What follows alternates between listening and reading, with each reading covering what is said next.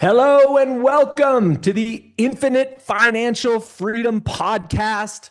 My name is Josh Metal, and I'm super excited to be here today. We have a guest, Joe Rare, that is a serial entrepreneur, and he's going to help you buy back your time with systems and scaling and help you achieve entrepreneur freedom. So, Joe, I'm super excited about this podcast. Just a little bit about Joe. He's a serial entrepreneur. He's an expert in outsourcing. He's the founder of Level 9 Virtual and several other VA-powered companies. And from starting from door-to-door sales team to building fully remote scalable businesses that run without him, Joe's mastered the art of building freedom-first companies. And now he helps overwhelmed entrepreneurs escape the day-to-day grind and accomplish what he has with Level 9. So, Joe, without further ado, welcome to the podcast, buddy. Good to see you. Yeah, you too. Thanks for having me. I appreciate it. Yeah, this is going to be a lot of fun. You've got a lot of value that you can bring to our entrepreneur listeners. So let's start out. You started in this business of door-to-door sales and then Yeah. scaled that business and sold it in 27 months. Tell me a little bit about that and then your journey to where you are today with Level 9. You know, they hook you on this door-to-door sales thing back then with this entrepreneurial dream, right? And that's what they're looking for. They're looking for people who have this ambition, who will go out and it was the greatest sales lesson you could possibly get is Sure. really understanding that, a certain number of no's equal a yes. And if you just grind it out, hands down, you're going to make money. And then just the sales techniques and learning to overcome objections. And it was really powerful in that sense. And it eliminated fear from any sales, situation whatsoever, because we were just so used to just getting told to, get out of our building, get out of our office. So you just get used to it, who cares? Like, just keep going, and I think that grind was really kind of what set me on just a really, really strong path to just building businesses later. And, with that business, I grew it. I lived in Seattle for a quick minute while I was actually building it. Then we decided to move to Sacramento to open up an office there.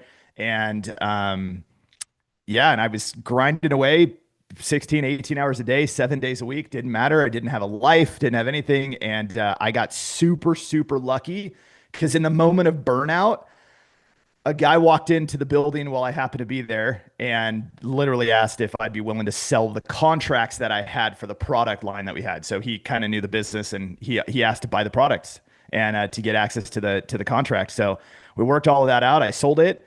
I probably should have sold it for more, but I was 22 years old, so I didn't know anything. And I think I probably got taken for a nice little ride there. But it let me move on to the next thing, which was kind of cool. So Very cool. It's always the painful lessons that teach us the most. oh yeah, for sure.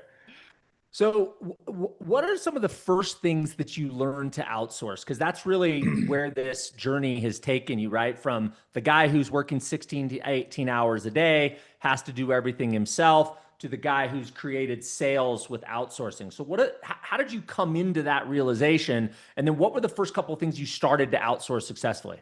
Yeah, so I, like many people, got to the outsourcing game through two books, The World is Flat and The 4 Hour Work Week. And so I had jumped from selling that door-to-door sales business to getting into real estate. The nice, '08 crash really, really stung.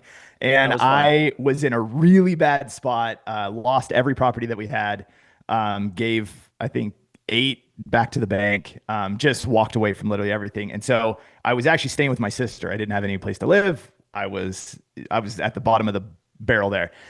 And a friend gave me the 4 Hour Work Week and said, "Hey, you should read this." And so I was like, okay, if this is real, if this is even a fraction of what he says is real, I can do this page by page. Like, I can follow instructions and build this. And so, a huge part of that is the outsourcing side of it.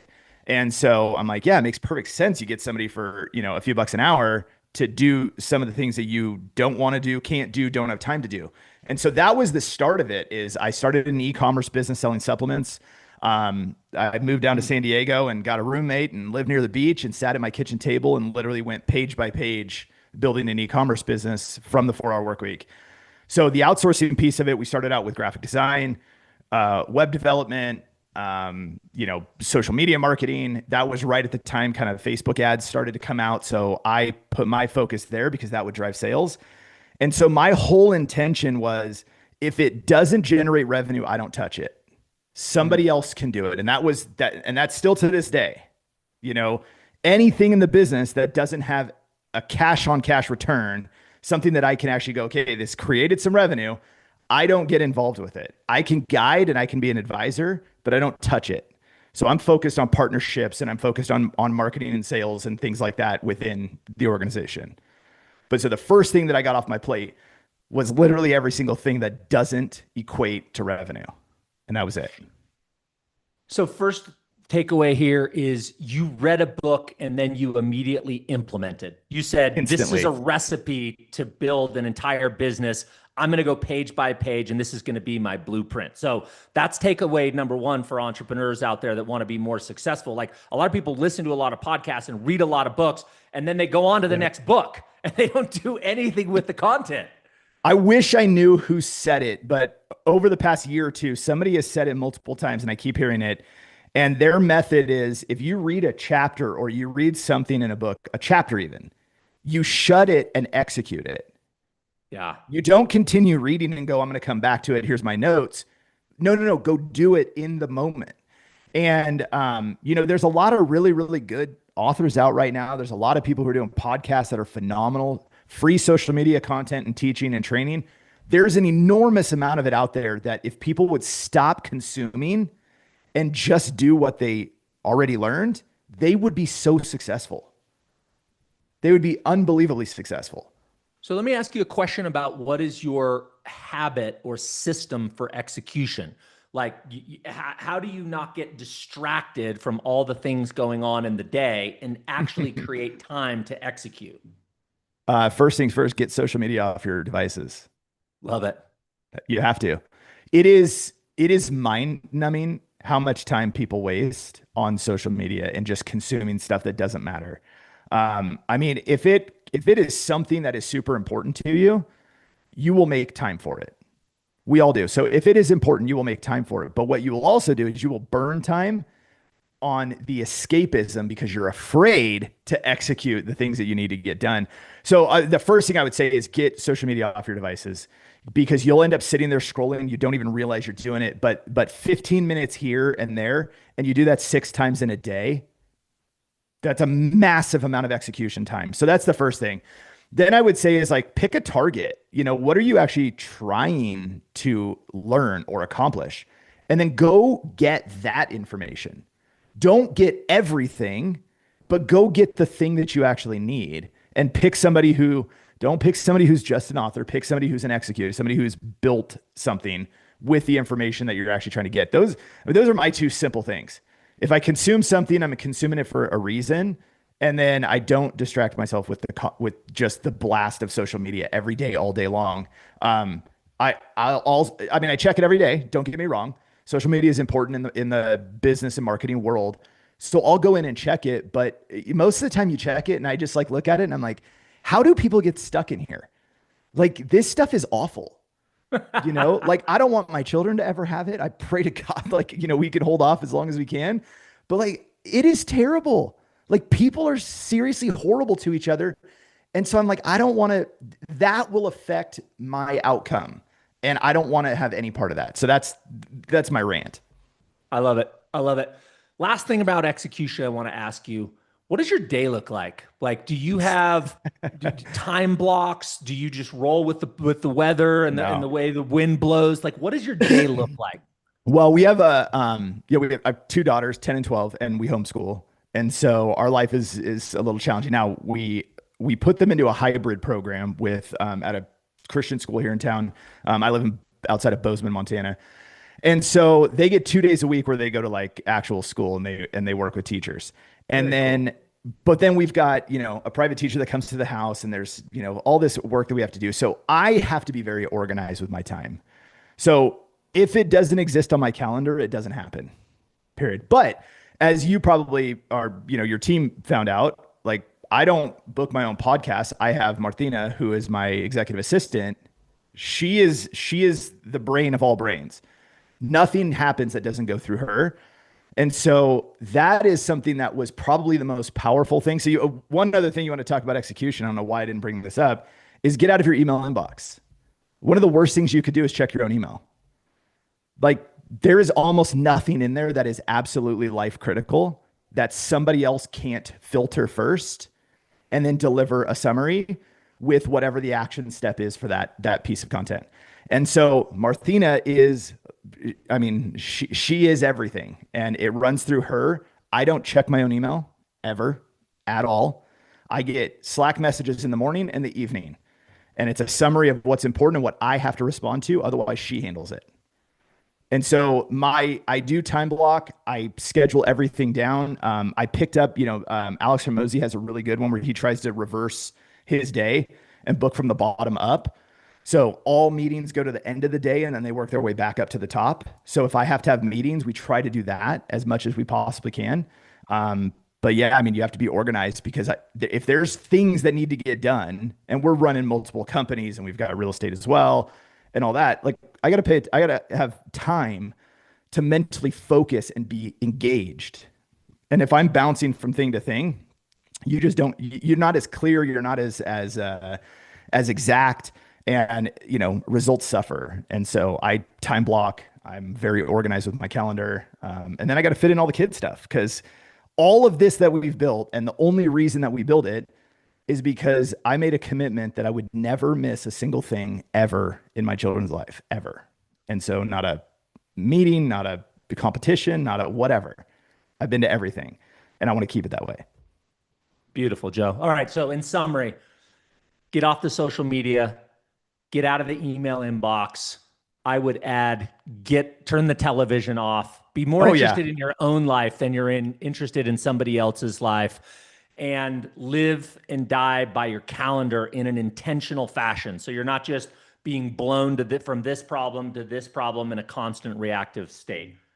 I love it. Yes. Beautiful. Great wisdom. Thanks, Joe. Okay, let's pivot into this entrepreneurial freedom first operating model.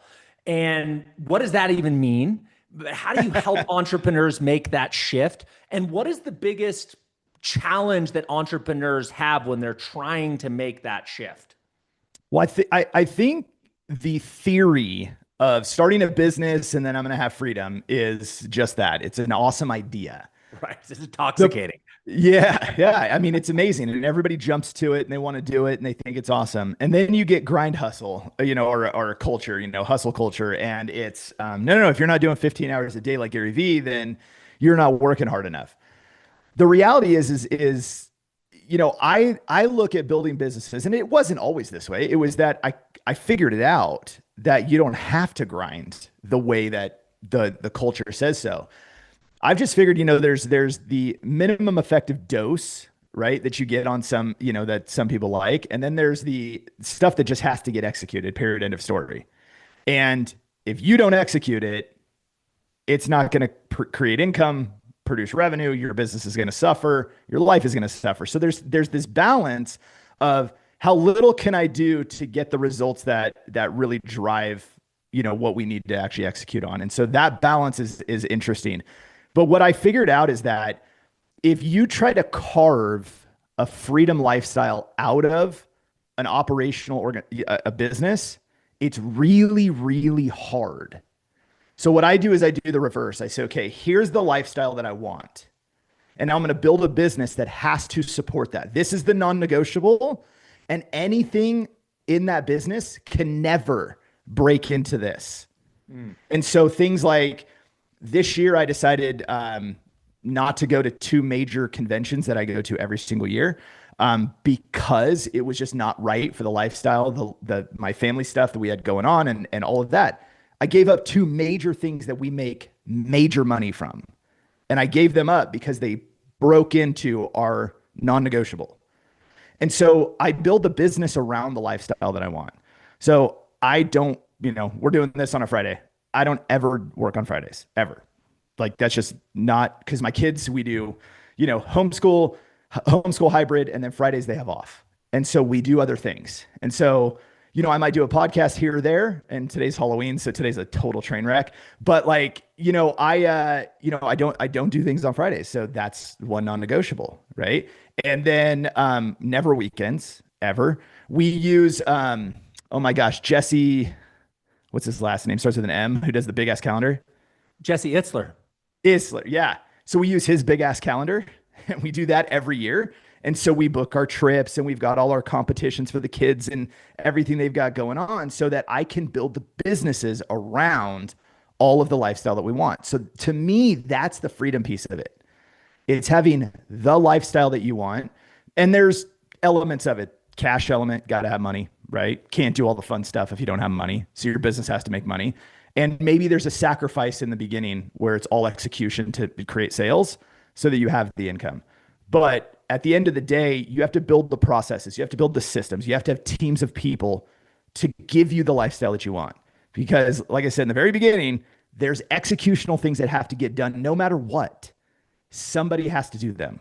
So you build the process, the systems, and teams to execute it. So that's kind of my method. So good. So what I'm hearing you say is start with the end in mind. That whole big ass calendar is creating your 2026 in 2025. So you've already decided what that year's going to look like. The big ass important things are on the calendar, and then everything fills in the space around it.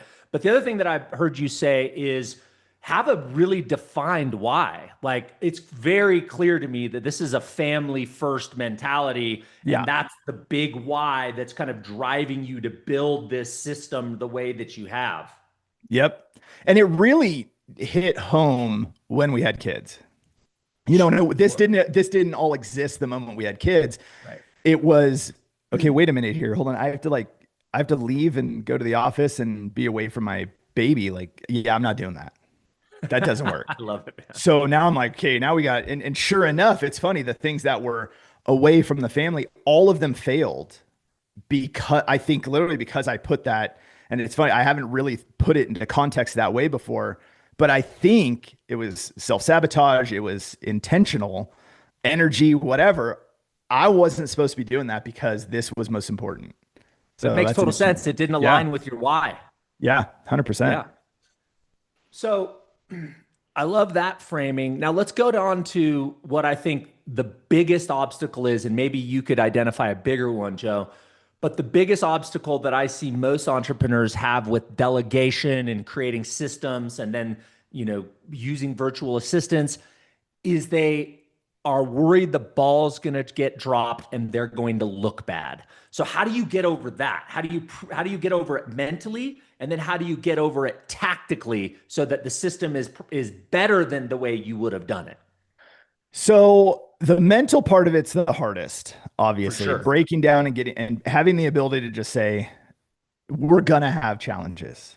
They're like every part of growth in a business is going to have breakdowns and challenges. That's going to happen. But so prepare for it. So what if something happened? And if you were like, back to the 4-hour work week days, Tim Ferriss has this really great part of the book where he talks about if you were to define the absolute worst thing that could possibly happen if you took this step, right? Outside of dying, what's the worst possible thing that, and you outsource some stuff, some things get, fail. What happens really?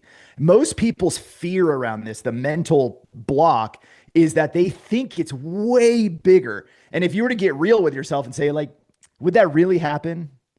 Would my total brand tarnish? Would every company leave me? Would my wife and my kids hate me?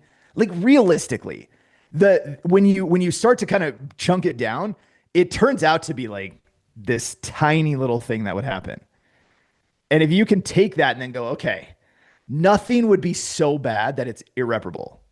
Okay, so now let's take a step back and go, all right, now how do we build processes so that we do our best so that doesn't happen?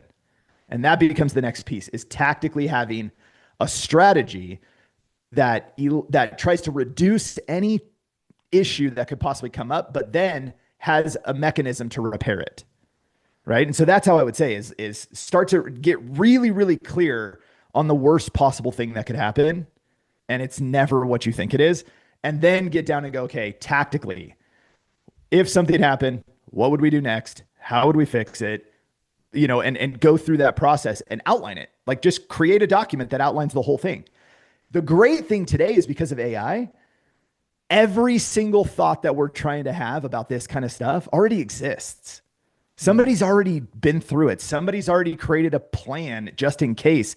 And if not, it can grab bits and pieces. So use AI, go get a baseline that is like kind of your starting point, ask it all the questions, have it give you questions to answer so that you can create clarity in your own mind.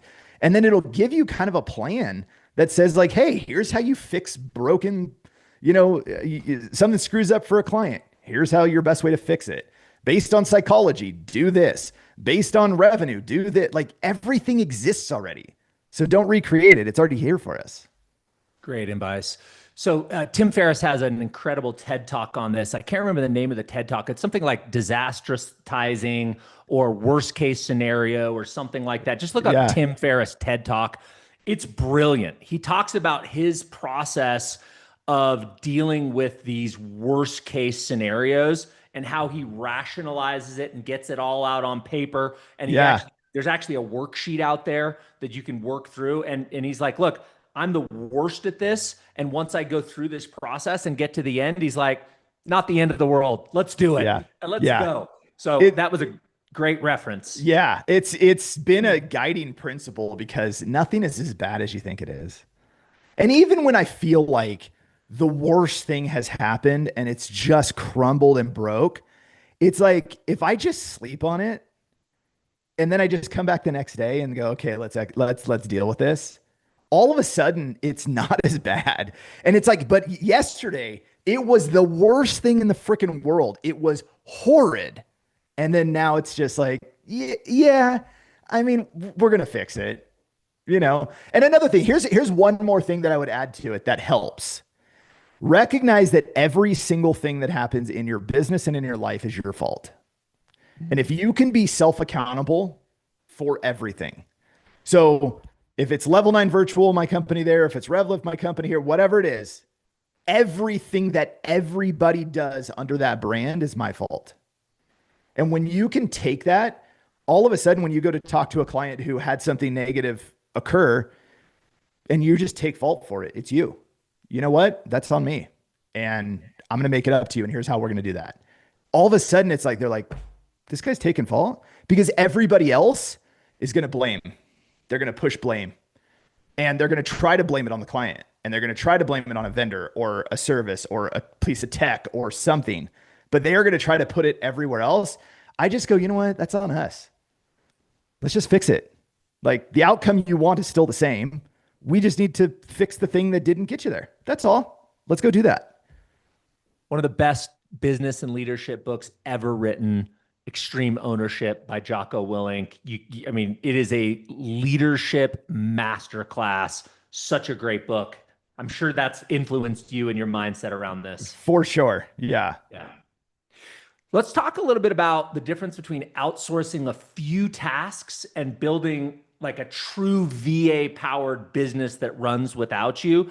Because I think most people, or many people, I should say, have dipped their toes in the water with this, but really hasn't seen it to its full capacity or potential.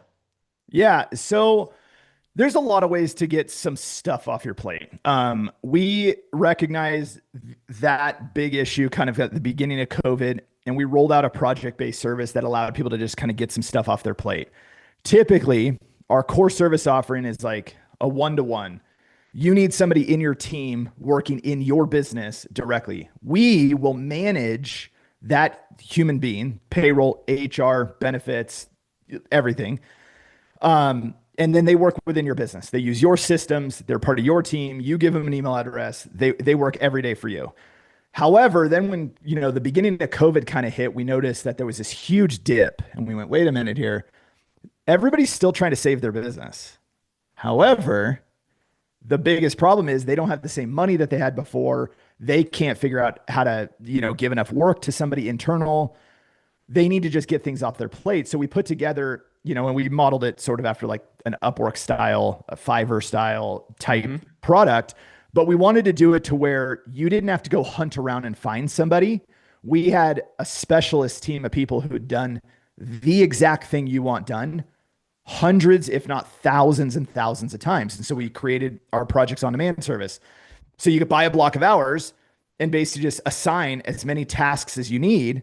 So it could be any range of things from an admin task to a social media, content calendar and, create content and, graphic design, video editing, CRM, marketing automation, custom builds, API, developer, website, all this stuff. So we have all of these different people who already worked in my business. They work for me. They work on my stuff.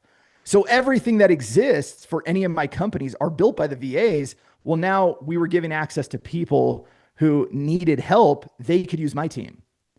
And so it became this really cool thing. They've already done the projects. They already know it. They know the platforms. And so it allows people to get things off your plate. So that's one form of outsourcing, is just saying, hey, I've got all this stuff that I keep saying I'm going to do. I've got this thing on my website, which you picked out on my personal brand website.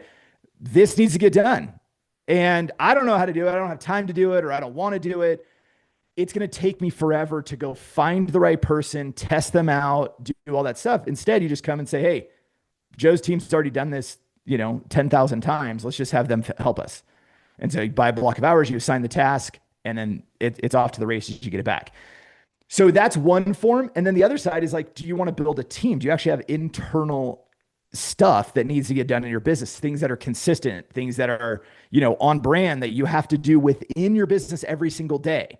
That I would say is a team member. And so then you would hire somebody direct who would work within your team. And then hopefully that builds and you build a bigger and bigger team. So that's kind of the difference between the two. I don't know if that clearly answered the question, but we can. It's a great answer. And I think that perhaps some of the challenges that entrepreneurs might have is it's very different to have somebody in your office where you have a morning meeting every morning at 8:15 and you're pressing flesh every day and you're going to lunch together, than leading a virtual team. So how do you get alignment, stay productive, teach people quickly, and create loyalty and commitment to the cause in a virtual type environment? The exact same way you do it in person. So virtually just means that we're doing this right here for a little bit. We do this in the morning as a morning meeting. Okay, great. So now we just did that. We do a check-in a little bit later. Somebody else on the team has direct relationship. I mean, we have clients who sit on Zoom and they have an open Zoom room with their VA for most of the day because they're collaborating and they're just going back and forth, or maybe it's Google Meet or whatever. But like so they're literally in the same room, because you sitting in this room and somebody else in an office down the hall, you either have to get up, walk down the hall and go make that connection, or you're probably sending chat messages, Slack or something else back and forth. You're literally in the same building. You can do the same thing in different countries. It doesn't matter. And so that is one of the things I say, treat it as if they're next to you. Treat them as if they're part of your overall team. So the companies that get the best results with outsourced teams treat their VAs like team members. Like there is no distinction. That means that when you do an event at the office, the Zoom is on and that person is invited. And you set up a screen so they can see, they can talk, it all exists. Those people have the greatest results. And then the people who I would say have less results, they just treat it like this is a transactional thing. That person's over there. They do some stuff for us, but this is our office. That's not the way to do it. If you want to build and you want to execute a real team, invite them in, have them be a part of it. We do this huge New Year's party every year, like a New Year's kickoff party. And we have hundreds and hundreds of VAs in the company who all get on the same. They do games and they do giveaways and raffles and all this crazy stuff. People do skits and they pre-record, video skits, and they do this like it is like a comedy show for like 2 or 3 hours. It is hysterical. And that's how you do it. you're still building the exact same culture. It's great. Yeah. I mean, at the end of the day, people just want to be seen and appreciated. And you can do that in person, and you can do that on Zoom, and you can do that virtually. 100%. And I'll add one other thing is like, don't be afraid to, when somebody does something effective, there's a couple ways to, I would say compensate them for that. Show appreciation. You can do it financially, which is massively, most people love bonuses. And the cool thing is we outsource to the Philippines, right? So your bonus, you kick over $100, you blew their mind. You blew their mind, right? Now, the other thing too is you go, hey, you know what? I'm going to give you the Friday off so you have a longer weekend. That sometimes is all they need. It lets them recharge. They spend more time with their family. And so little things that people forget about because they're like, oh, it's a virtual assistant. It's over there. And it's like, no, they're still the same. Focus on those things. And we've got a guy on a client of ours, Brad, and I want to say he has a team of like 10 or 12 or something. He's got a serious team. I've never seen anybody send in more bonuses for VAs. Like, it's just constant. And he's like, hey, let's do a pay raise over here. Do this. Hey, we're giving a bonus here. We're doing this. Day off over here. Half day off over here. They're going to come in late. Like, and it's just constant. And his VAs, they would go to the end of the earth for him. And that's what you want. But he treats them as such. Absolutely. Yeah. They're seen, heard, appreciated, and they're in for the cause because he has treated them with that mutual Absolutely. respect. Yeah. So what happens when you have entrepreneurs that are plugging into your virtual team and they have this disease of micromanagement? They hand something off to somebody, but then 3 minutes later, they're checking to see if there was a period put at the end of the sentence, and there's complete micromanagement. Like, how do you create that safety, or maybe even teach those entrepreneurs how to be better leaders? Is that something that you guys ever get involved in? We have to. Yeah, it happens a lot. So it starts on one side where we manage the VAs internally from our side. So there's constant check-in. They have team members who actually are looking at them. How's it going? What challenges are you having? How's the experience? Do you feel like you're being brought in as a team member? Do you feel like you're getting the culture? Is there anything you need to make that happen? So we do that with the VAs themselves. That's part of what we do on the management side of it. That feedback usually will tell us all we need to know over here, with the client side. Or right. If the client is the type of person who's just like, they're just constantly nitpicking, and it's like, okay, here's what you have to understand. If you did that to somebody sitting in your office, how would that experience be? It would be awful. Don't do it to the VAs. And I'm less coachy about it, and I want them to cut it. And so I like when we, as a team, we just go, hey, listen, that doesn't work. Assign the task, let them execute it, then review and go through the process. Because what's going to happen, the whole goal is to free your time. Totally. But if you're assigning something, then you're on top of it, you're still doing it. Why don't you just do it yourself? You should have just done it yourself. Yeah. Yeah. And so there's that thing. So I get, kind of tough love with people faster than very soft coach approach. I'm like, no. You're outsourcing. You're getting things off your plate. You're trying to get more done. Stop focusing on it in the middle of it. Let it get executed, do one revision, and then you're done. And that usually helps. And like, okay, all right. But yeah, so I try to get my team to even do that. Sometimes it's kind of tough. Filipinos don't necessarily want to be very, conflict averse. Yeah. Yeah. Very conflict averse. So sometimes that comes back and they're like, Joe, we've got somebody who's this, or they'll talk to Dakota or somebody else. But yeah, it's pretty funny. It's great. I love it. I'm glad that you do that. And I think entrepreneurs need it, right? Especially those who haven't built teams before, don't have trust, or maybe they've tried and it's failed and they've got some, scarring or damage around that. So I'm glad that you step in there. Let's talk about the signs that an entrepreneur, let's say there's an entrepreneur listening to this and they're like, man, that sounds great. What are the signs that an entrepreneur is hitting that kind of burnout or ceiling level, and it's time to install some of these systems and virtual assistants? I mean, they'll feel the burnout before anybody will see it. But some of the signs are flatline growth, right? When they slow down their growth, Yep. quality declines as far as how they fulfill services or whatever it is for their client base. Those are some of the big signs there. And then when they have less interest in being a part of of the business, you're kind of running into that kind of burnout or just discontent. And I would say they're probably late and they should have built teams before. Because when you start to dislike your business, even build like now you don't even want to build a team. And like I've had a business where we did that and it's like, oh man, yeah, I really waited too long. So I would tell anybody at any phase of their business, no matter what you're doing, make the investment on the front end to be ready to build teams. If you don't have the cash to do it, which is one of the biggest reasons I love outsourcing, is it allows you to kind of leapfrog that lack of capital. People get started and they don't have any money. And it's like, well, I don't have enough money to hire somebody local because it's going to cost me, 7x what I could pay if I outsourced.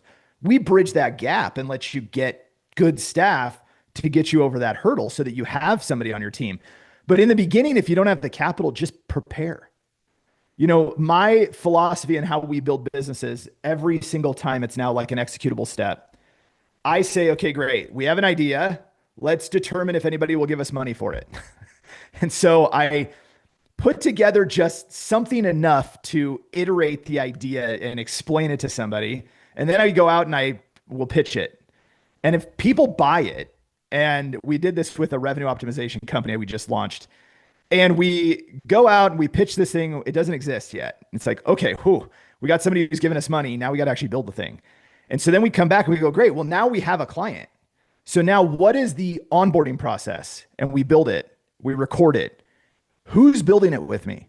The VAs. So now the onboarding process was built by the person who's going to do the onboarding.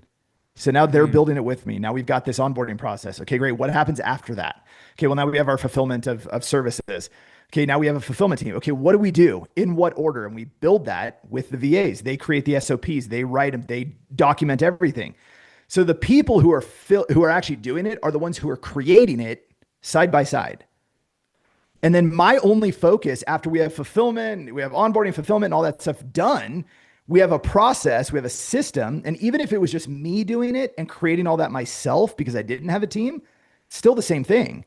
Then we go back, we go, okay, great. Here's how we onboard. Here's how we fulfill services, keep people happy, reporting, whatever that's going to be. Now I need clients. So what do? Prospecting, sales, to onboarding, to fulfillment, and onward. And that's the process. Okay, great. What's the first person I need to put in place? Prospecting. So somebody prospects. They team me up for sales. I close the sale. We have to onboard them. I'm not going to do it. Put somebody in place for that, fulfillment and so forth. And that's how we how we build a team linearly. Yeah. There you go. We got it. I'm like, but so it's so funny because I'm like, this isn't really that challenging. And maybe onboarding and fulfillment is the same one person if it's a simple process.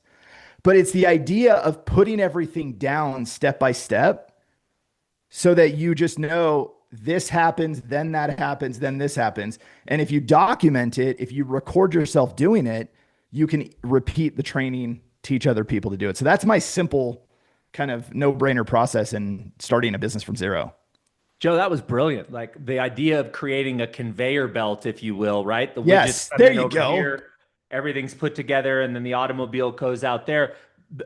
That was brilliant. But the idea of building that with the VA who's going to execute, or when things get too big, she's going to train the person to execute. And he was part of the original creation team. Like, that's brilliant. I had not thought of that before.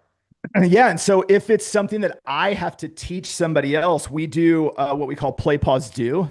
And I don't know, probably 15 years ago, I stole this from somebody else. So we create a video and it'll be me showing you how to do something. And I'll get a certain point down. I'll say, okay, great. Pause the video. Go do what I just showed you. Then come back and play. So play, pause, do.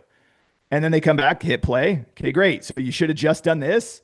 Great. Now we're going to go through this. We go through that. Okay. Pause the video, go do what I said, come back and push play. And then we just do that over and over and over in this one video, and it executes whatever they need to go learn how to execute. And that's it. And they just did it. So it's like, okay, do you feel like you can do it on your own? Yes. Okay, great. Go do it on your own. If it's not right, you have to start the video from the beginning. And then they do, okay, great. Play. Have to do the stupid part again. Go. Like, and then they just, and it's that repetition. It's always there if they ever need it. And the videos are chunked into chapters. So they know, like, I keep breaking this one thing. Okay, go to that one part. How did he do it compared to me? That's the, and so that's it. And then now the team does it that way. And so that's how they teach each other. And then I'm out of the mix and I don't have to do it. And by the way, everything you're describing is about 1,000,000 times easier with the advent of AI. Oh God, it's so much easier. So much easier. Yeah. Things that would have taken hours to type out and write out, standard operating procedures and onboarding procedures and all those things. Now minutes, maybe 20 minutes instead of 2 hours. Oh, for sure. Yeah. It's just, and it's, the more tools you uncover in this AI game, the faster it goes. Now you can do what we talked about in the very beginning, which is get distracted, because you can all of a sudden go down a rabbit hole and 3 hours are gone and you've been playing AI and figuring stuff out. But for me, like where I am today, there's a bigger intent on making some of that stuff happen, because we can, like, we just found lovable.dev. I don't know if you're familiar with Lovable, right? Build websites and graphics. And so we launched an entire business by me typing into the AI. So I created a logo, which we had to have the logo because I was going to order some hats. So I was like, we're all in on this business. This is what we're going to do. But I had ChatGPT on one side and Grok, and creating what does the business do? How does it do it? What, like every step of that. And I had it created, and I just iterated it over and over. Then I said, okay, great. We need to build a website. Like, give me every single spec on that site outlined to a T. And so if it's the header, logos here, this dimension, here's the other links in it, here's the buttons in the header, next is the hero image, this graphic, this size, it should look like this, it should have this, every detail. And I went section by section of every page of the site, took that and went to another AI tool and said, I need a website built off of this spec. I want it to look like the style of this other site over here. So it did a clone of the original site, layered my stuff on top. I made a few tweaks for, I don't know, a couple hours maybe. And then we had a fully functional, content heavy, that's amazing, conversion ready website. Imagine doing that on a Saturday. What's the name of the AI tool that you use to create the website? Lovable.dev. Oh, that's Lovable. Okay, got it. Yeah. Lovable.dev. Great. So the funny part was I created that, and then I'm like, I know, but now I need to, I need a little more to explain this. So I'm like, I'm going to do kind of like a webinar, but I'm going to do a 3-part video series. So then all I said is, hey, take that website and I need you to create me a slide deck that matches the branding of the website. Here's all of the content, and I need graphics. I need it designed so it looks, like presentation ready. Boom, minutes. Presentation. Brilliant. I'm like, this is nuts. So then we launched the business. Sales came in instantly, and I was like, we can do anything. Like, this is amazing. We can do anything. It feels a little bit like you're the captain of the Starship Enterprise when you're deep in AI creating at that level, doesn't it? It's so weird. I go back to my team and I said, so we got web developers, we got graphic designers, and I said, hey guys, you're in trouble. Totally. And I said, and not in a bad way, I said, but what that means is this is where you need to give your attention. Yeah. Now there's always going to be design and development that is manual, hands-on. People want that. I'm like, but you guys better know these tools inside and out. And sure enough, what do? They just go out and execute and master. And they're like, oh my God, this is amazing. I'm 3 times faster. I'm this, I'm that. And I'm like, there we go. And so that's how we're gearing our team to be AI first, with the human as an enhanced AI virtual assistant. It's And that's exactly our the way I shift. see the model in the future of the world. Yeah. Same exact way. It's beautiful. Joe, I'm going to give you one more, what I think may be the most powerful question of our conversation. And then I'm going to turn it over to you for a closing thought to Okay. entrepreneurs that haven't quite put all these pieces together, or maybe have a fabulously running business, but they realize that hiring internally full time isn't going to get them where they want to go. So, be thinking about that closing thought. But here's the question I had for you. What's your framework or goalposts, if you will, for deciding what's worth your time as a founder and what should be delegated? Like, how do you decide what's in your genius zone, what should be stopped doing, and what should be delegated? So not every entrepreneur is, well, I want to make this such an easy statement, but I realize that it would only come in my perspective, which is that if it's not revenue focused, I don't touch it. Period. Like, I don't care. I don't operation. Like, what I learned is that I am really, really bad at managing groups of people. I'm not good at keeping people motivated and fired up and, and checking in. I don't like to manage people. So I've got my small group of just a few. They do the rest. They do all of that. And it took me a very, very long time and a lot of struggle to get to the point where I actually was able to admit that and understand it and go, wait a minute. Like, it's okay that I suck at that. Like, it's really okay that I suck at that. Because what's more valuable to the entire business, not just me, but to every person that gets paycheck from us, and then their families and their families, because in the Philippines, multi-generational living, right? So our impact on one paycheck goes, it could go 2 generations deep. And that's how much financial, impact we have. So when I think about every decision that I make, it's like the more important thing for me to do is to focus on growing the business, making sure that financially we're stable, we have growth, we have opportunity financially. That's the only thing that I can affect that will give the greatest impact downstream. Other people should be handling the people. Other people should be handling the clients. As sad as this is, after a client signs up and starts working with us, I really, really don't love client relationship success stuff. I don't. Somebody else has to step in there. I'm not good at it. And so, because I think where it comes from is I don't need anybody giving me customer success. Mm. You know what I mean? Like, I don't want that guy calling me and checking in. I just don't. It's just not how I operate. I'm like, cool, I got your service. I'm using it. Leave me alone. If we got a problem, we'll let you know. But that's how I operate. Not everybody is that way. So I would say for me, I don't touch things that don't generate revenue or move profit and that. That's it. That's like my hard line. I'll just give you one other framing that I really heard coming from you when you described that. Like, it occurred to me that the things that you're saying are in your lane are both high return on investment, Yeah. meaning you're going to yield the most amount of financial results in exchange for your time, but they're also high return on energy. Just like hearing you describe what your lane is, you like just light up. So I'm imagining when you're engaging in those things, you get to the end of an hour doing that thing and you've got like more energy than you had the hour before because the activity just fully lights you up energetically.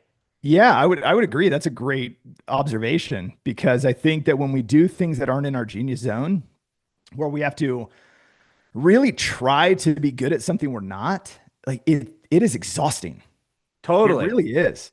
And so, yeah, I agree with you. I think sitting in those spaces where you are your best, you perform at your highest level, I think that is where you should spend all of your time and build teams around you to support it. I mean, that is one thing that I've got to say that I'm so grateful that my team has come to understand through lots of trial and error and pain and frustration is that they're like, keep Joe over there. Right. Because genuinely, when I step in the middle, and we had this happen 2 years ago, that it was just like a devastating blow. When I step in the middle and try to get involved, stuff breaks. Like I demolish things like a bull in a china shop. And they're just like, dude, get out. And I didn't realize this, but there's whispers behind, people having conversations with each other. And they're like, geez, like he's just messing everything we built. And I'm like, oh, okay. I'm going to stay out of that.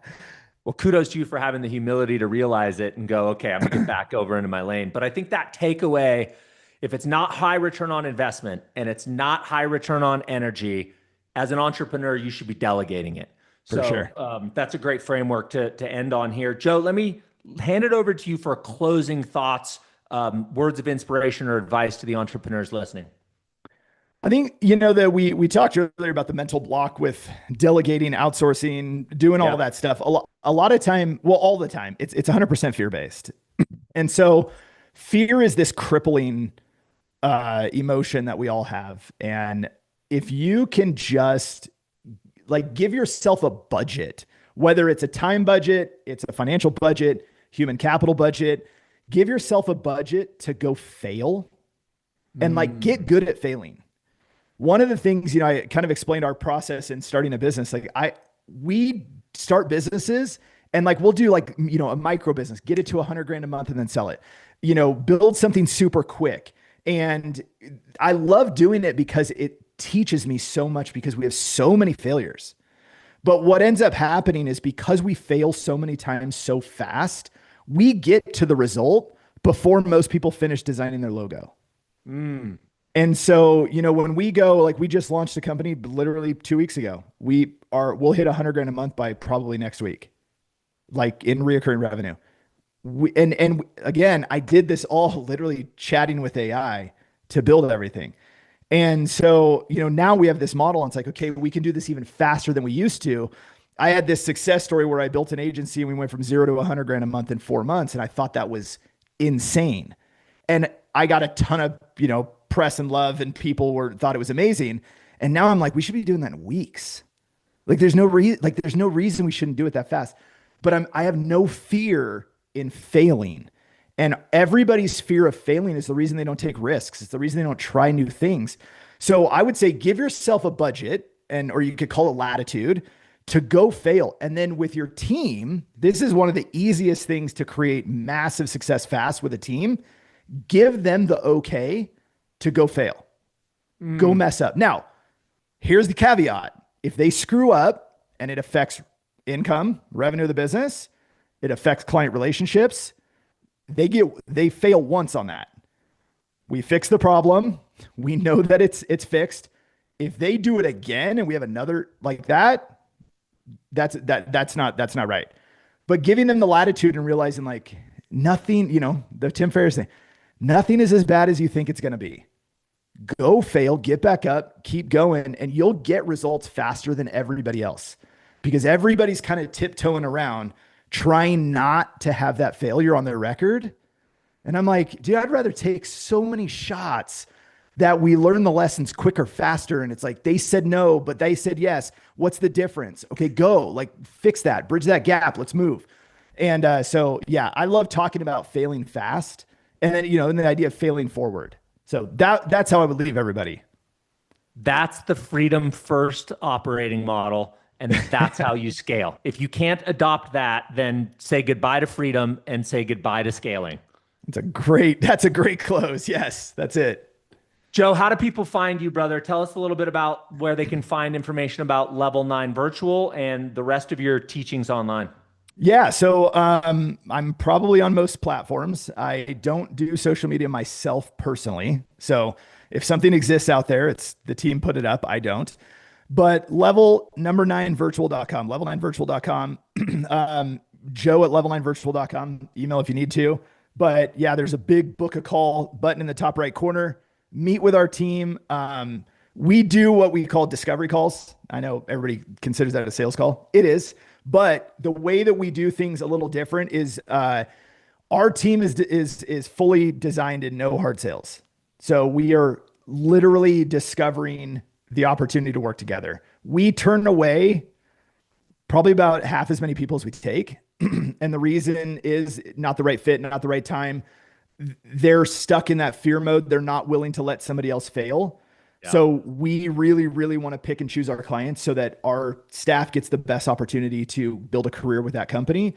Um, so I would say book a call. Like, let's make sure that it's a good fit. Discover what outsourcing really looks like, how it can benefit you, if it's the right time, all the, what you're missing. We are internally building a ton of AI tools that will speed your process up. So things like we have an SOP builder we're rolling out. So you need to build an SOP. 90% of our clients come to us and they have no SOPs. And I'm like, you don't know what you're doing. And, how do you do this? They're like, we just kind of do it. And it's like, okay, let's create processes. So we put something together that our clients can use for free, and their VA can go in and use it for free. We've got another AI tool. It's an AI brain for your business. So you hire a VA, they're going to take every single piece of content they can get their hands on, train the AI on your business so that everything they do is even faster and more accurate and on brand and on target. And it just speeds up the process. And so we have a bunch of other stuff coming out too. But yeah, definitely check it out. level9virtual.com. It's great, man. So much value. So much value. Joe, you've been a phenomenal guest. It's been great rapping with you.